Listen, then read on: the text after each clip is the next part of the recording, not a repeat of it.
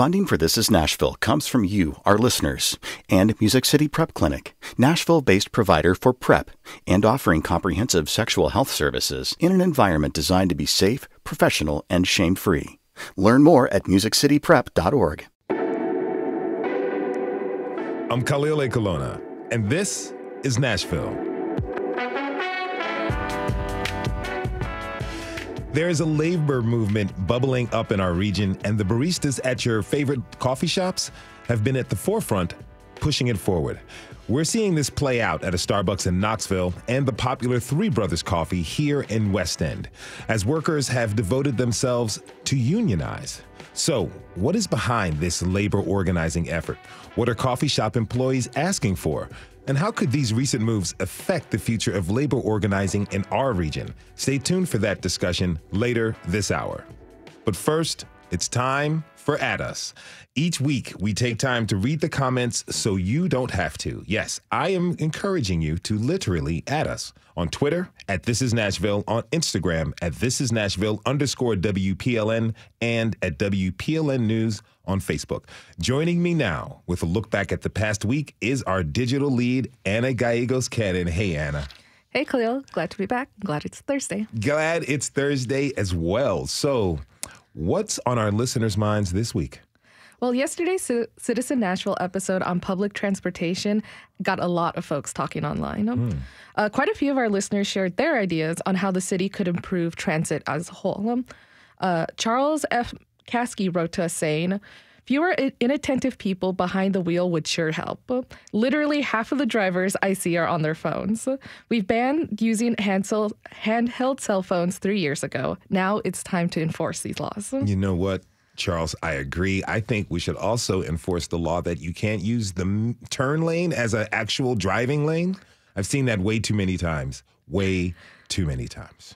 I'm sure we'd have some listeners who agree with you. But on that note, we also had quite a few people who agreed with our guest yesterday, Kathy Carrillo of Walk Back Nashville, when she recommended that the city should lower the speed limits on roads that are shared by both drivers and cyclists. A listener who goes by, quote, ban parking bonuses on Twitter wrote to us saying, "It would help to see speed limits lowered, but we also need them enforced and engineered to meet that. Just changing a sign is only the first step in the process."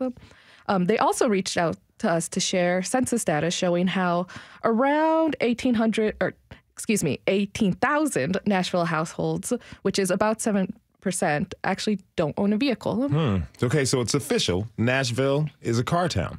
Indeed. And one of our listeners who goes by Britannia White Wolf on Twitter shared how the region's dependence on cars impacts how she's able to travel around Middle Tennessee. She wrote, "I live in Goodlettsville. I have a disability, and that means driving isn't an option. I live in a rural-ish area, and WeGo may or may not come out here. And Uber and Lyft aren't accessible as they could be. I also have a service dog, and I have people give me odd looks when trying to use transit." Her comments are similar to what we heard in one of our first Citizen Nashville episodes about accessibility.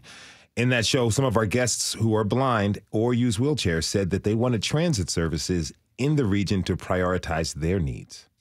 Accessibility is definitely a theme that we'll be exploring in next Monday's show about sidewalks. Also for that episode, we love to hear from y'all. Send in your questions and concerns about sidewalks, or really the lack of sidewalks in Nashville. And you can do this on our website, thisisnashville.org. Just fill out the form on the front page. Yes, please, please, please. We really do design our episodes around your contributions, y'all. So send them in. On that note, earlier this week, we got an interesting question from a listener, right, Anna? Yes, I actually love it when our listeners send us little atypical questions. Okay. So during Thursday's show about white supremacy in Tennessee, a Twitter user who goes by Jeans Ryan asked, quote, "Which state representatives specifically are the most sympathetic to white nationalists?" Okay. Can we answer that? I mean, realistically, no, but that's really because none of our lawmakers have come out openly supporting white nationalism per se. But our state legislature really does have a complicated relationship when it comes to race. Black lawmakers have gone on the record about what they say is the racial insensitivity of their white colleagues. It's a topic that the Associated Press reported on in January, and the Tennessean also did a report on it back in 2020. And members of the Tennessee House Assembly have gained some national attention in the past for some of the things that they've actually said on the floor of the Capitol. Okay, here we go. The Three-Fifths Compromise was a direct effort to ensure that Southern states never got the population necessary to continue the practice of slavery everywhere else in the country. By limiting the number of population in the count, they specifically limited the number of representatives that would be available in the slave-holding states, and they did it for the purpose of ending slavery. Mr. Representative Towns, he's getting the secret formula to Kentucky Fried Chicken and pretty concentrated on that. So on this bus ride out to where the orchard was at, there was a little Mexican fellow sitting up front behind the bus driver, and it seemed like everybody else on the bus was picking on him. And I said, "Why are they picking on that guy?" And he said, "Well, he's a wetback." And what they said by a wetback, he's here illegally. He's been back 3 times. If you want to help minorities, then quit pushing this intellectual rubbish and start supporting those diversity offices that are recruiting the best from light meat to dark meat across the entire spectrum. So those quotes have actually gone viral over the last couple of years. And just to give some context to one, the first voice that you heard was actually Representative Justin Lafferty from Knoxville, who incorrectly said in 2021 that the Three-Fifths Compromise was adopted to end slavery. And then after that, we heard from Representative Mike Carter of Ottawa, who was making an off-the-cuff comment back in 2020 about fried chicken and his black colleague from Memphis. Wow. Just wow. And then the third voice that we heard was from Jay Reedy of Erin, Tennessee, who was using a slur for Latinos during a House committee hearing in 2018 on a sanctuary cities bill. And the last comment was from former Goodlettsville Representative Courtney Rogers, who was discussing a bill to pull funding from the University of Tennessee's Diversity Office back in 2016. Oh, boy. Yeah, there's more, but, I couldn't include all of them because of time. And just to put it on the record, a few of them apologize, particularly Carter and Rogers for their comments. But speaking about apologies, I heard there's something you want to clarify, Khalil. I do. Okay, so in yesterday's show, I made a kind of unfortunate joke about my cats. If y'all listen to the show, you know I talk about them a lot. I love them. But one of our sources told us about the lengths that she takes to get her cat food by riding the bus. I made a joke about letting my cats just eat the rabbits. So we got a voicemail after the show from Lane Brody. She's the CEO of Walden's Puddle. Have you ever heard of it, Anna? No, but I love that name. It's a great name. Okay, so it's pretty cool, actually. It's a wildlife rehabilitation center that serves our region. Lane pointed out that it's not safe for the cats to eat or the wildlife, to let them play or eat with, play with wild animals. So if you do choose to let your cats roam around outside and they bring you an animal like a bird or a rabbit, Walden's Puddle can actually help make sure that that animal survives. They take in all kinds of animals, even bobcats and herons. All you have to do is call them at 615-559-9453. Again, 615-559-9453, and make an appointment. They rehabilitate the animals and release them back into the wild. Ooh, I love that. But Khalil, you didn't answer the question. Do you actually let your cats eat rabbits? No. But my cats are indoor-outdoor, and a couple of weeks ago, Gary, my male, rolls up to the house after an outdoor adventure with a rabbit in his mouth. He brought home a present for his sisters, Lisa and Sheila. It was a very, very long midnight ordeal, and when the dust settled, the rabbit had run away. I feed my cats cat food and sometimes occasional tuna. I totally get that. I have a little indoor-outdoor cat, too, who sometimes brings me unwanted surprises, but I will go into that at another time. Yes. Thanks to our digital lead, Anna Gallegos-Cannon, for this roundup. Anna, we'll see you soon. Of course. And our listeners know where to find me online. Don't forget to add us on Twitter, Instagram, and Facebook. Let's keep the comments coming. Also, fill out our community survey by letting us know what topics you want us to cover at thisisnashville.org. It's super easy and quick, and it helps us produce shows with your needs and interests in mind. We have to take a short break. When we come back, we're going to explore the unionization movement at coffee shops with labor organizers and a former barista. Do you think baristas and coffee shop employees should unionize? Tweet us at This Is Nashville. We'll be right back.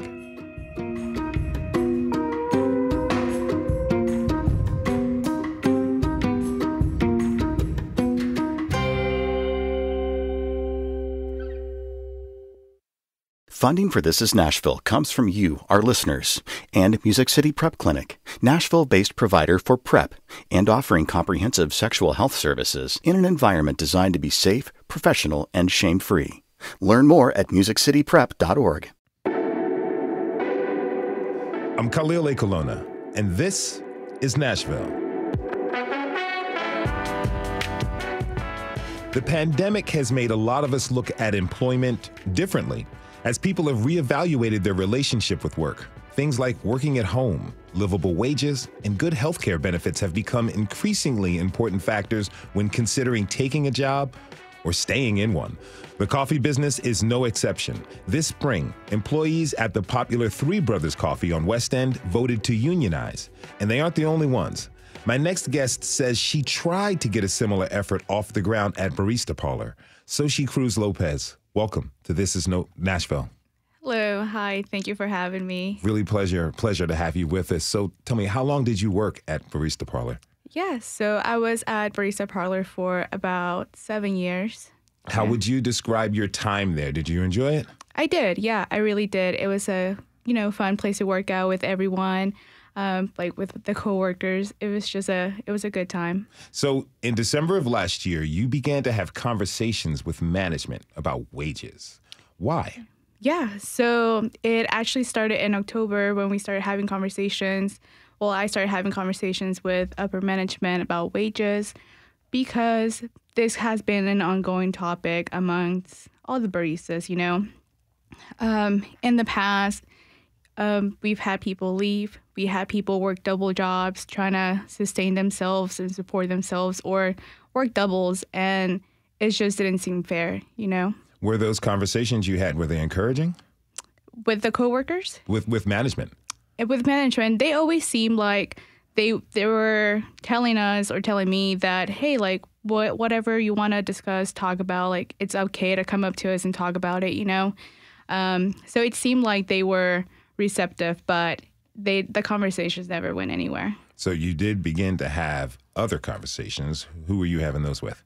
Those other conversations were with the coworkers. So what happened next? Yeah, so I started hearing about how other people at the shops were feeling a similar way, and they wanted to change things and take action, So I started reaching out to other people from other shops and kind of having meetings, outside of the shop and talking about ways that we can change or ways that we can approach collectively, all of us approach upper management and change how wage has been at the shop for so long. So in those meetings with all the different locations of barista parlors and your colleagues, were you all specifically talking about unionizing at that time?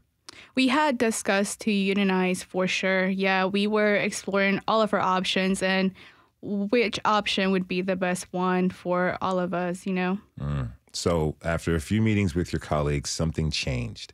Can you tell us what happened? Yes. So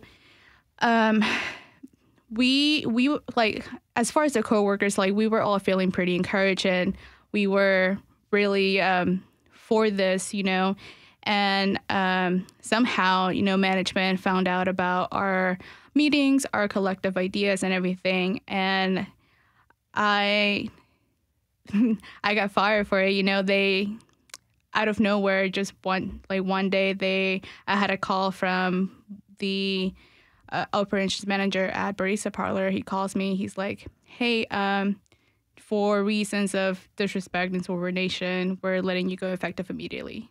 Now, did you ever have any incidents? Get written up. Sometimes jobs, when there's an incident happening with an employee, there's a process of writing people up, and after a great number of them, then they find out reasons to let people go. Have you ever had anything like that happen? Not in the 7 years that I was there. No, never had any disciplinary action. I used to manage one of the shops, you know. So I had been there for a long time, and I had a good relationship with upper management. So the allegations of me being disrespectful and insubordinate just didn't add up. So how did you feel when upper management called you and told you that?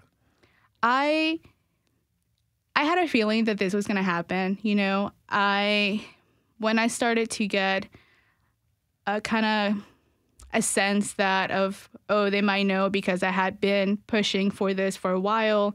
I didn't know that they had been told, you know, but the conversations lasted for so many months that I felt like I was kind of on thin ice. So I kind of felt it coming. But in that moment, I was trying to process everything that happened and what was going to happen after that firing, you know, with everyone still at the shop. So my first, you know, response was like, oh, are they going to fire anyone else that were at the meetings? But I was also really mad, you know, after it happened. I do want to say that we reached out to Barista Parlor about today's show. They reject claims that you've made, but in a statement, they've told us, quote, unionization is an employee right and Barista Parlor respects that right. We have not and would not attempt to curtail that right. So, you know, since you've been gone, have you kept in touch with your former colleagues? And if so, what's their reaction been to all of this? Yes. I'm still very good friends with a lot of them. And, you know, we talk every now and then just to catch up. And they're still upset about everything that's happening as far as wages go at the shop. Barista Parlor, the company, gave a company-wide wage increase of $1 to everyone like a few weeks after I was fired. But that's not enough for people. You know, they're still upset. If you're just tuning in, this is Nashville, and I'm your host, Khalil Ekalona. We're talking this hour about labor unionizing efforts within the local coffee industry. My next guests have been instrumental in the unionization of employees at Three Brothers Coffee in West End. I'd like to welcome labor organizer Fern Welsh with Universal Workers United and Paige McKay with Rock Music City, a chapter of Restaurant Opportunity Center United. Thanks to both of you for being with us today. So, Fern, let me start with you. You were a barista at Three Brothers Coffee, right? Yeah. So what was the impetus for you and your colleagues to unionize? It was all about a bunch of conversations that we were having, like ongoing conversations about what is the status? Like, do we feel appreciated about our work? We're talking about living wage, you know, things in Nashville going up in price. I actually worked here in 2018, 2019, came back at the end of 2021 and didn't get a raise, but like cost of living was noticeably higher. I realized I didn't come back to the same to the same living standards. So I'm like, I can't survive off of this. I'm struggling off of this. So beyond that, just like looking at different things looking at different instances where people felt mistreated. Ultimately, like a group of us were in agreement, like we want to see some change, not just for ourselves, but like the standard to change for the industry as a whole. So what motivated all of you to kind of step up and help out? Realizing people don't really go, you know, they don't come to work with a peace of mind. I don't know how you feel, but I know a lot of people, they get payday, you know, payday comes and then there's still stress. Yeah. You know, there might be even more stress on payday, just knowing, like actually doing the calculations, like, oh, tips weren't that much, or, oh, I got hurt and I don't have insurance and we're all, you know, aging. So I'm 26 now or 27 and I'm not on my parents' insurance, you know, these things adding up over time. In those conversations, how much did people talk about the pandemic kind of opening up their minds or their views to some of these things that they would like to even out and make better for themselves? Yeah. The pandemic played a huge role. A lot of folks working at Three Brothers right now, you know, there's a small handful who were there before the pandemic. There's a bigger handful who came after the pandemic. I worked before and after the pandemic, and like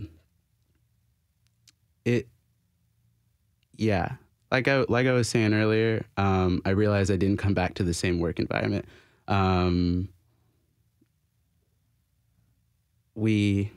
That's a really tough one.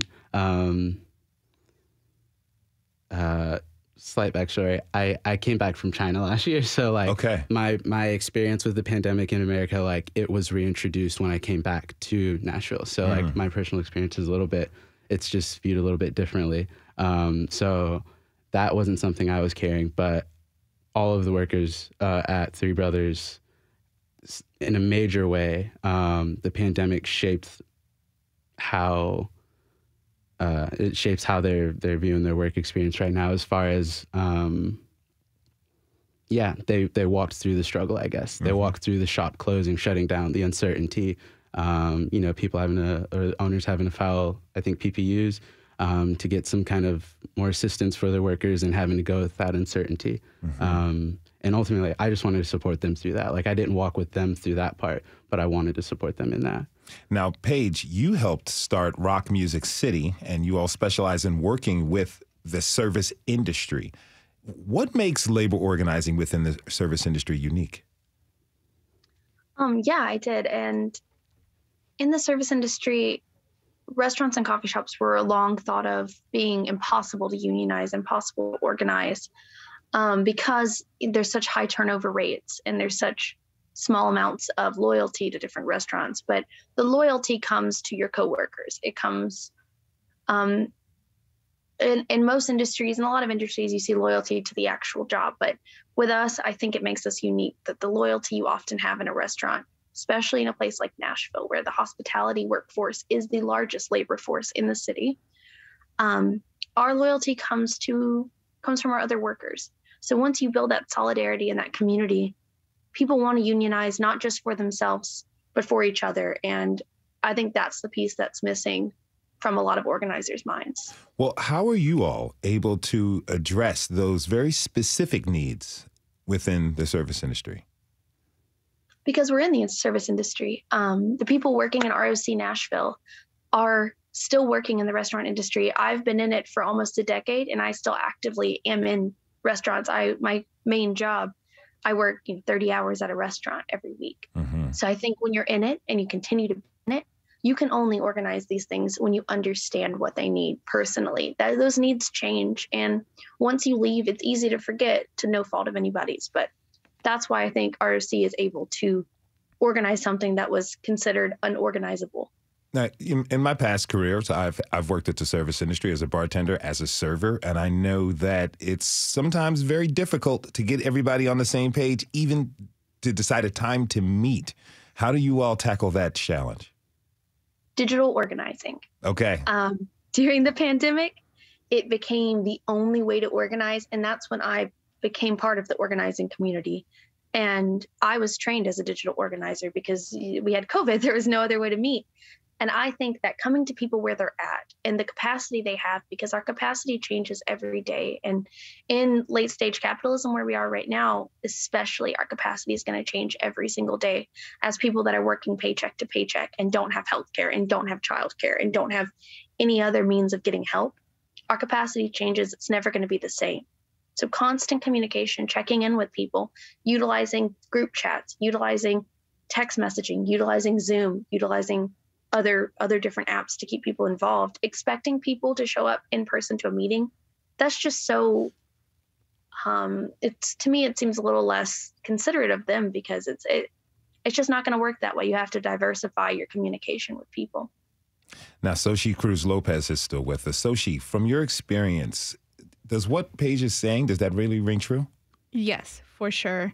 Everyone's first, but going back to the community aspect, it is very true that is so much, the way that it's different from coffee community or the service industry compared to other industries is so true. We're all working pretty close together, so that aspect's true. And then trying to get everyone together, working in the service industry, as you know, it's hard with everyone's schedules, but the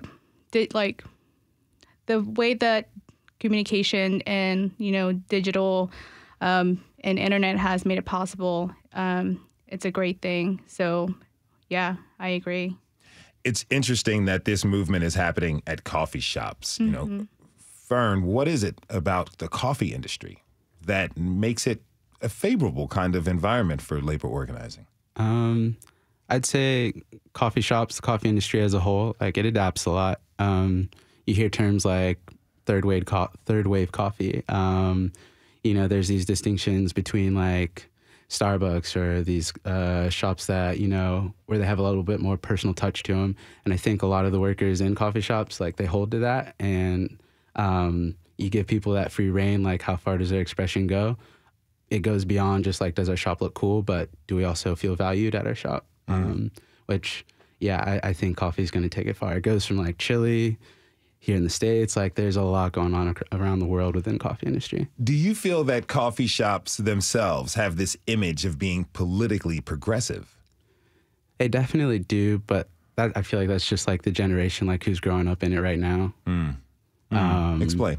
We're growing up in the time we're in. You know, I'm 27, so, you know, I think I work with a few people who are a little bit older than me, and I work with a lot of people who are younger than me. So you've got this, like, we grew up with the internet. We grew up with computers in our houses and our phones, and we understand social media a little bit more. So we understand that representation and how to, you know, flex that muscle a little bit more. And when we're asked, like, what do you need? What do you want? Like, it is a part of us to go to our phone and, you know, maybe ask a question, put it out there into the world and see what the response is like. And that's kind of what it materialized into. Now, Soshi, what's next for you now? Next for me? Yeah. So I'm a student. I'm in school, you know, and so doing school and just continuing to speak about what I'm doing. Like I've said, this movement is so much greater than me, or, you know, it's not just about Barista Parlor and what happened to me. It's about making sure, but like just spreading the word that other workers have rights, especially in this state, you know, or in the South. What are you studying? I am studying neuroscience. I'm a pre-med student. Okay, so real quick, so as you move forward, considering what you said in your medical career, how are you going to use these experiences to kind of guide you in the work that you do in the future? Yeah, there's a lot of, still a lot of inequality, even with students. And if anyone out there who has been going through, like, who's gone through medical school, I haven't yet, but I have a few friends who are in medical school. There's still a lot of inequality there with not just the pay discrepancies, but in terms of workload and conditions and everything. So I will continue to advocate for all of us. That is Soshi Cruz Lopez, former employee at the Barista Parlor, who says she was fired for attempting to organize her colleagues. Thank you so much for being here. Thank you. We have to take a quick break. When we come back, we'll continue our conversation about labor organizing in our region and invite a representative from the AFL-CIO to the discussion. Are you currently a member of a union? Are you fighting to organize your coworkers? Tweet us at This Is Nashville. We'll be right back.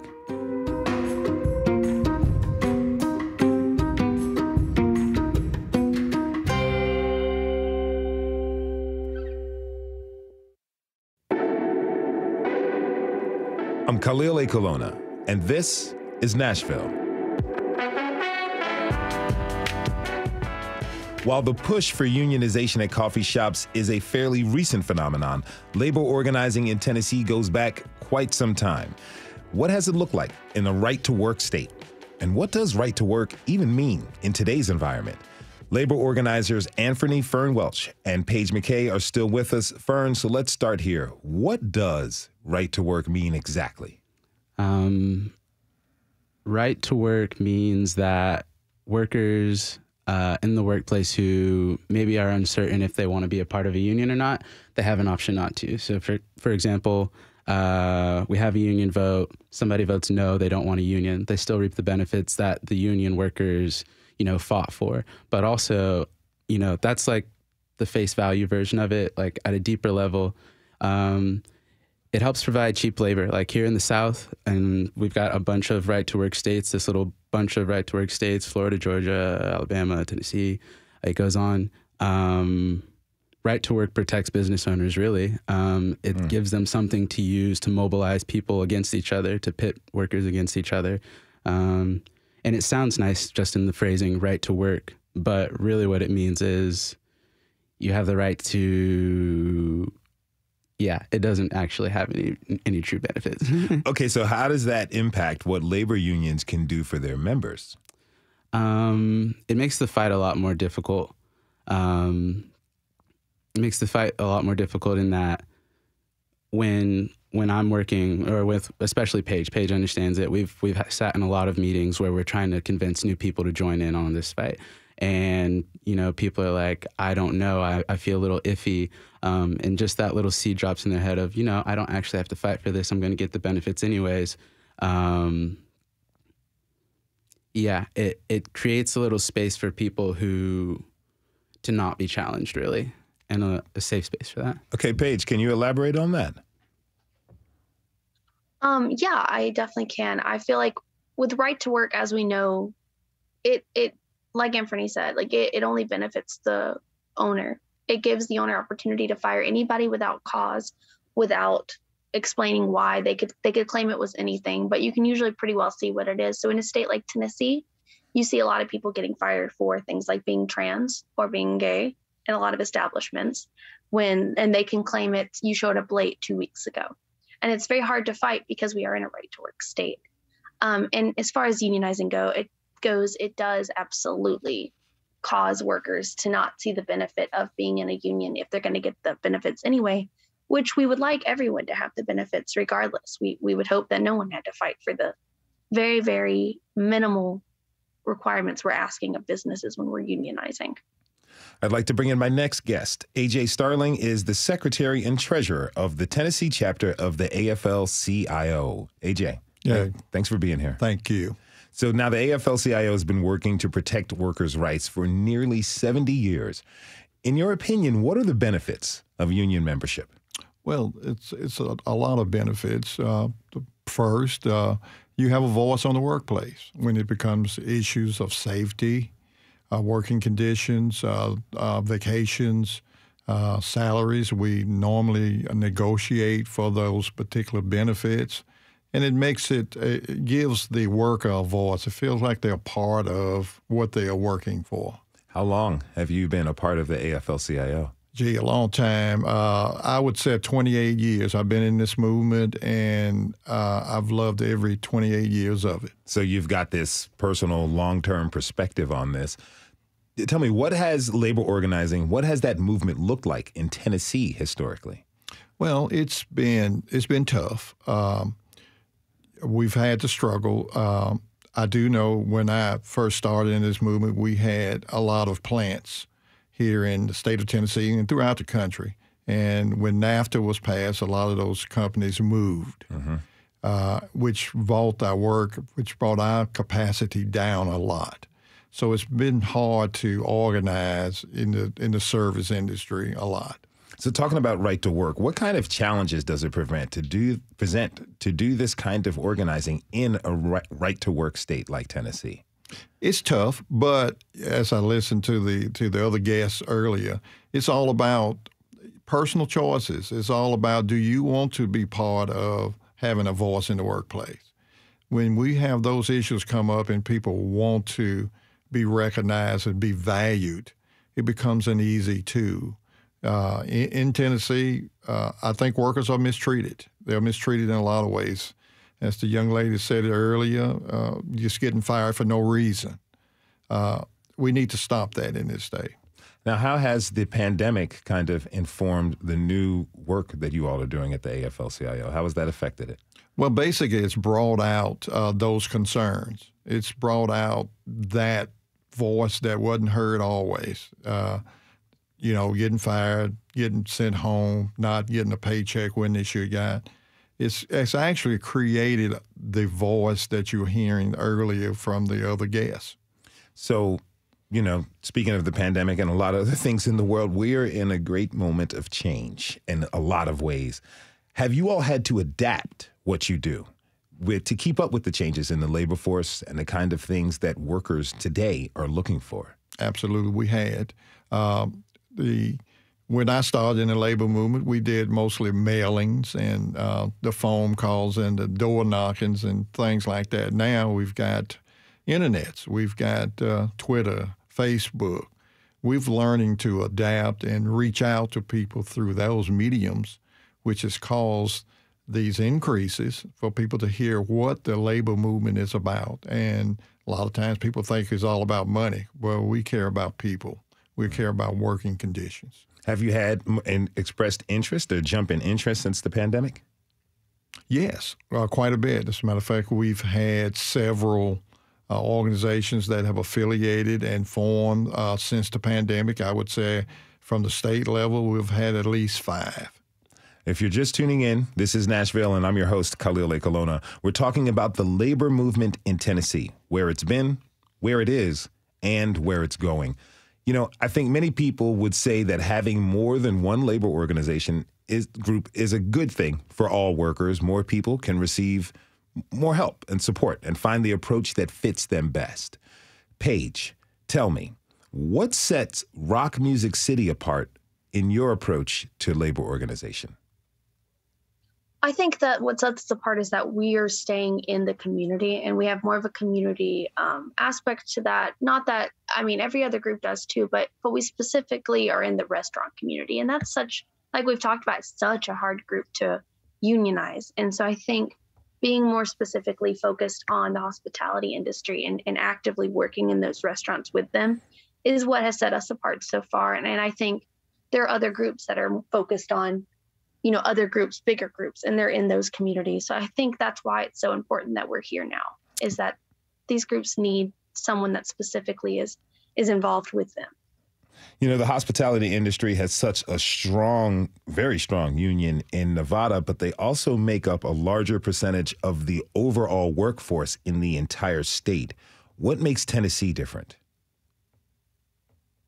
I mean, probably, I guess simply that there aren't as many big cities, right? So, you know, in Nashville specifically, the labor workforce, the hospitality labor workforce has a stronghold on this entire city. And really, if you think about it, Memphis and Nashville's labor and hospitality has a stronghold on the entire state, because all of the money that the state is getting out of taxes is coming out of Nashville. And the people making that money are restaurant workers. And when restaurant workers start to realize that, that's when real change can happen. Now, AJ, do you all work with Rock Music City? Yes, we have a good relationship, and through our state organization as well as our central labor councils. I do know the central labor councils work really close with these organizations. How important is it that multiple labor organizing organizations kind of have good relationships with each other within a particular region, a city, or a state? Well, I think it's always great to have great relationships. That way you find out what particular issues that are necessary or important to the workers, to the individuals. And we look at the whole aspect of the human aspect in a job, not just, you know, a lot of times people think that we're looking at money and so forth. We're looking at working conditions. We're looking at the health issues, and we're looking at just a gamut of things. So we can represent that family as well as that individual. Now, Fern, what makes Universal Workers United different? Sorry, it's actually Unemployed Workers United. Unemployed Workers United. But it is universal. What makes it different is it started off as Unemployed Workers United, a response to COVID-19. So kind of like the question you asked earlier, like about, you know, COVID and like organizing, a lot of people realized that they had no backing. They had no support. I think if unions were in place before COVID, a lot of people would have seen themselves with, you know, a paycheck, at least during some of COVID. They would have seen themselves with some protection. But what makes Unemployed Workers United different is the fact that it is adaptive. Like, it's come out of that phase of being a place. It's come out of that that pandemic phase, and now looking at workers and their experiences right now, like recognizing that we need to lean more into like this digital age and how do we bring people together. But yeah, I think its adaptation, its adaptability is probably the biggest thing. The name is probably a little bit like misleading, but we're here to raise the standard for any industry, whether you're employed right now or you're not employed. Now, AJ, looking back, the civil rights movement and the labor rights movement are pretty intertwined, right? That's correct. Tell me, what's the significance for you personally? Personally, it's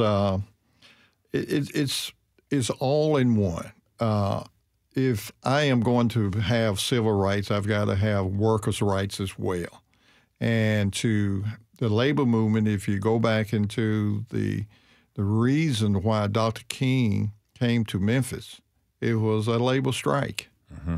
And a lot of people don't always know that, but it was a labor strike. And he came to represent those individuals and support their right to join a union. Now, I believe, Fern, you got inspired by parts of the civil rights movement, correct? Tell me about that. Well, I'm from Florida, but coming to Nashville the first time around, just learning about the city's history, learning about the sit-ins that were taking place downtown.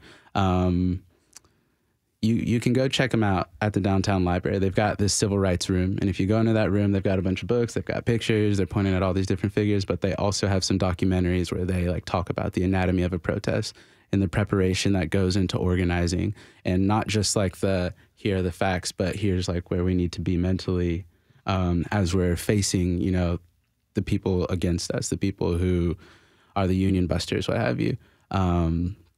And like AJ was saying, people don't realize that those things are intertwined, like the civil rights movement and the labor rights movement. But it is, fighting capitalism here. Mm-hmm. Now, AJ, you're a longtime union member, and you've seen a lot of change over the years. As we move into the future, where all of us are looking for employment and we're looking at employment and the nature of work differently, what should we keep in mind? Well, number one, we should always keep in mind that we're dealing with human beings, and we're dealing with their families along with it. And that's why they work. They work to support themselves as well as their family. Do we need to tweak on how we need to reach out to people? Absolutely. Technology is changing every single day. It's changed probably today than it was yesterday. So we are going to have to learn to use those instruments and use that technology to advance our cause, to represent our people. How do we do that when people look at unionization as a political situation, as a political divide and whatnot? How do we approach the humanity in this? Well, number one, with the two speakers that we got today, they're young individuals, and those are the people that it's going to help this labor movement move forward. They're going to do it as sight unseen. A lot of times we can send messages out through Twitter, Facebook, and all the other ways. But guess what? At the bottom line is, do I trust A.J. Starling as an individual to tell me the truth? And as long as we can continue to always keep that human element involved in it, as Paige has said, we're going to have to go to where people are. We're going to have to learn to get off our horses and and go and say it's a better way, it's a better life through organization. Paige, how does that resonate with you, hearing what he's saying about the importance of humanity in young folks? Oh, I totally agree with that. I think I said recently to someone, workers aren't a pawn when we're trying to unionize, because a lot of it does feel like a chess game. And I'm sure AJ and I know Anthony can both agree with this, is sometimes maybe we want to be like, okay, you need to do this next. And maybe they're not comfortable with that. And we have to listen to them. And I agree with everything AJ said. Yeah, we have to remember who we're working with and that they're humans and that they're going to think about different things differently than us. They're going to learn differently than us. They're going to work differently than us. And the workers should be leading all of this. Them and their families know what they need more than we're going to know what they need. And that's something else with restaurants and coffee shops. What are your hopes for the workers of Tennessee? My hopes is to see them liberated. I hope to see them all with the power. I hope to see them seeing the profit that they're producing and to know their rights and to be able to fight for those rights and to get involved with organizing in a sooner manner. I hope to see them get more involved in these groups and see where they can get plugged in.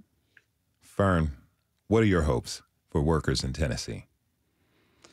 My hope is that we see each other a little bit more clearly. And then just an example, if we all walked around with our hourly wage written on our chest, I think that we would realize that people really close to us are struggling a lot more than then we would realize that difference in class. We'd realize that difference in daily life. And I hope people could get fueled off of, just like that awareness of each other and willingness to fight for each other. That would be a very interesting day if everybody walked around with their hourly wage on a T-shirt on their chest in this town. That'd be crazy. We have to be honest with ourselves. Yeah, that would be something downtown. Now, AJ, looking ahead to the fall, right to work is on the ballot, right? That's correct. What can we expect? Well, it will be on the ballot along with 3 other constitutional amendments. I think it will be right after the governor's race, and it'll be right on the ballot. We are going to fight this right to work amendment. We will have a lot of information going out in the near future. I mean, real near future. Our membership's going. We've got other folks that are on the ground pushing to vote no on Amendment 1. And what we need to know about it is educating the general public. The word right to work, it was said earlier, it's such a misnomer. And we've got a lot of education to do. And that's our effort, to educate people. Because if this passes, it goes into the Constitution. And it's a piece of legislation right now. And it wasn't put in the Constitution when the forefathers written it. Mm-hmm. Now, Paige, you got 30 seconds. What are your hopes for the future of labor organizing? I hope to see it adapt with the people it's organizing. I love that. Fern? I just want to double down on that, and I hope we learn how to, that word mutual aid, or that phrase mutual aid. Mm-hmm. I want to see more of that. I want to see that done more strategically. We're in a big fight together. So how can we do that more cohesively? That is the perfect way for us to do it. I really appreciate having you all on here. Thanks to AJ Starling with the AFL-CIO, who was joined by Paige McKay with Rock Music City, and Fern Welsh of Unemployed Workers United. Thanks to you all again for being on the show today. Now, before we go today, we wanted to come back to coffee. Coffee Black specifically. It's a storefront in Memphis that Renata Henderson and her husband Bartholomew Jones opened back in 2020. They call themselves the Anti-Gentrification Coffee Club. Inside, well, it looks like your living room. There's a black couch, big yellow chair. The business is a celebration of the African roots of coffee and a reclamation of coffee in Black culture. There's a slogan written on their cups. It reads, "Love Black people like you love Black coffee." As Renata told our intern, Doreen Chernecki, they decided that Black people needed a coffee space like this, by the community, for the community.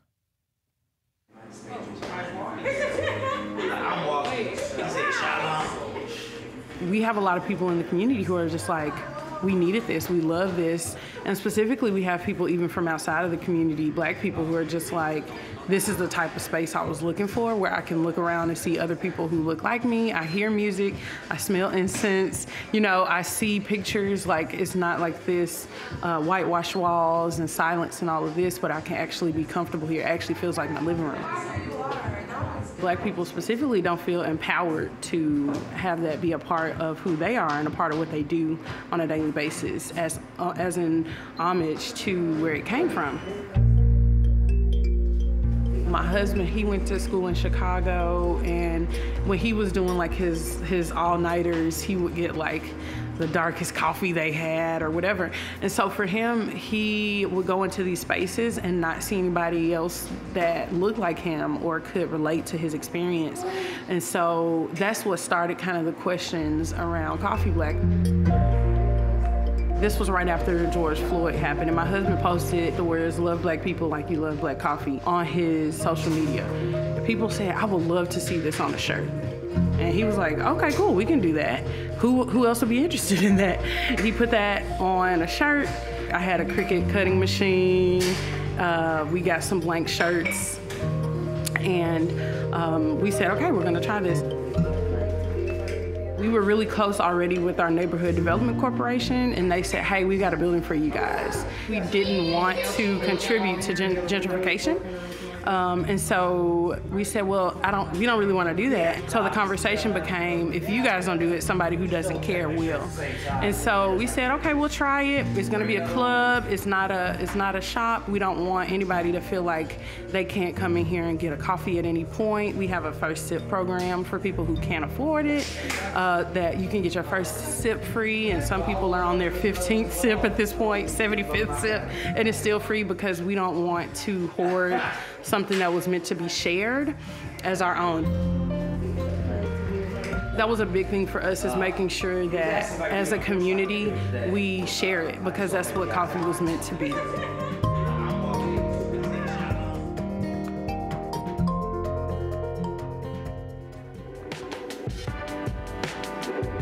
We want to thank everyone who tuned in this hour. Tomorrow, bottoms up, we're talking moonshine.